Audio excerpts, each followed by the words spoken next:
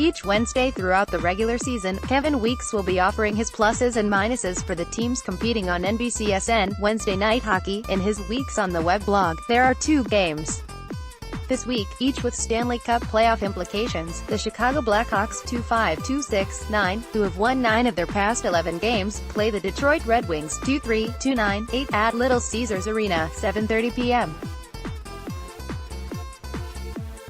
NBCSN. In the second game, the Boston Bruins 3-5, 1-7, 8, who have won 6 straight and are on an 11-game point streak, 8-0-3, play the Vegas Golden Knights 3-2, 2-5, 4, who have lost 4 of their past 5 games, at T-Mobile Arena, 10 p.m. NBCSN, TVAS. Here's my breakdown of the games. Blackhawks pluses. We have to start with forward Patrick Kane, who has an 18-game point streak, 14 goals, 26 assists, and a Blackhawks record assist streak of 17 games. He's second in the NHL in scoring with 90 points, 36 goals, 54 assists, which is 9 behind Tampa Bay Lightning forward Nikita Kucherov. Kane is a huge reason Chicago is 9-1-1 in its past 11 games and 1 point behind the Minnesota Wild for the second wild card into the Stanley Cup Playoffs from the Western Conference. Next is Alex DeBrincat, who had a hat-trick and 5 points in an 8-7 win against the Ottawa Senators on Monday. The forward has 32 goals and 60 points in his second NHL season and has given Chicago a secondary scorer behind Kane, which they desperately need. Minuses. The defense needs to be better. Chicago has allowed at least 3 goals in 15 of its past 19 games, and has given up 3.70 goals per game this season, which is 30th in the league. Ottawa is last with 3.71. The Blackhawks' penalty kill ranks last in the NHL at 73.4%. It's obvious they can score. They are 7th in the NHL at 3.32 goals per game, but if the Blackhawks can't keep the opposition off the board, they won't gain ground in the playoff race. Behind Kane, DeBrincat and Jonathan Toews, 60 points. Their 4th leading point scorer is defenseman Erik Gustafsson, who has 38. Forward Brandon Saad, 36 points, is next, but Chicago has not gotten consistent offense from anyone other than Kane, DeBrincat, and Toews. Video. Audit. Kane buries a wicked wrist. Red Wings pluses. Jimmy Howard recently played in his 500th game, all with the Red Wings, and is a 3-time All-Star. He has a .913 save percentage and is one reason the rebuilding Red Wings have kept some games close. There may be problems in Detroit, but goaltending isn't one of them. Forward Dylan Larkin leads the Red Wings with 55 points, 24 goals, 31 assists, and has looked more and more like a superstar player. Forwards Gustav Nyquist, 48 points, and Andreas Athanasiou, 20 goals, are the only other offensive threats on the team, but Larkin has clearly been the guy.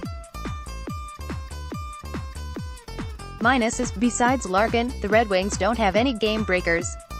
Every team needs them, and the Red Wings clearly haven't been the same this season without forward Henrik Zetterberg, who had to retire because of back problems. The Red Wings have been too inconsistent. After starting the season 0-5-2, the Red Wings went 1-0-4-0, then went 4-1-2-3 from December 11th to January 20th, taking 2 steps back for every step forward. With the Red Wings 15 points behind the Columbus Blue Jackets for the second wild card into Stanley Cup Playoffs from the Eastern Conference, this will likely be the 3rd straight season they do not qualify for the postseason after making it for 25 straight seasons. Bruins pluses. Tuukka Rask is a big reason for their recent surge. Although he allowed 5 goals in a 6-5 overtime win against the San Jose Sharks on Monday, he's won 2-0-2 in his past 14 decisions with a 2.14 goals against average and a .927 save percentage. The Bruins, who are 2 points ahead of the Toronto Maple Leafs for second place in the Atlantic Division, know they have a chance to win every game when he is in net. Forwards Patrice Bergeron, 1 goal, 4 assists, and Brad Marchand, 2 goals, 3 assists, have 5 points each in the 4 games since linemate David Pastrnak was injured. It's good to see them producing without him, because we know how much chemistry the three of them have. Minuses: Pastrnak, out with a thumb injury, is the second leading scorer on the Bruins with 31 goals and 66 points. It's unclear when he'll return, although he is expected to be back this season. It's a big loss for the Bruins, even if they are 4-0 since he's been out. David Krejci, 52 points, has had a nice season, but the other non-top line forwards, including Jake DeBrusk, 28 points, Danton Heinen, 20 points, Sean Kuraly, 17 points, and David Backes, 14 points, haven't contributed offensively. One-line teams can only go so far in the Stanley Cup Playoffs.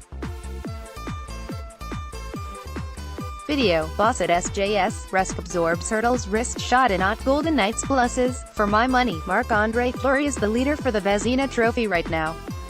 He's 2.9-1.8-4 with a 2.61 goals against average, .908 save percentage and 6 shutouts. That being said, backup Malcolm Subban, who had a terrible start to his season, is 3-2-0 in his past 5 starts, allowing a total of 8 goals. When the Golden Knights are on their game, they are a 4-line team, and one of the best in the league. They have the depth at center and on the wing, which is why they were able to reach the Stanley Cup final last season. If they are able to reach that level again, the Golden Knights will be a dangerous team. Minuses: Vegas has lost 4 of 5 games and 8 of its past 11, including a 4-game losing streak, and is in 3rd place in the Pacific Division, 11 points behind the first-place Calgary Flames. They never lost 4 in a row last season, when they started so well and had a cushion, something that hasn't been the case this year. Also, this isn't like last season, where they can surprise teams who aren't ready for them. That went away after their miracle run to the final last season. Teams now know that they need to be on their A game in order to defeat them.